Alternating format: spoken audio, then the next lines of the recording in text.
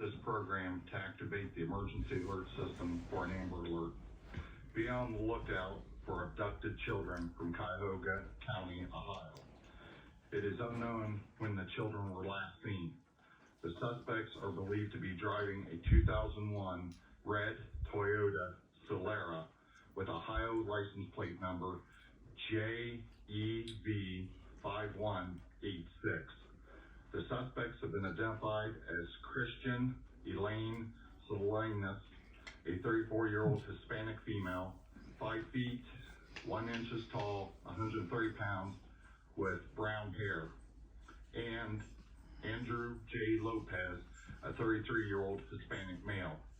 The abducted children are Gabriel Lopez, an 8-month-old Hispanic female with black hair, and Nathaniel Lopez, a 5-year-old Hispanic male with black hair.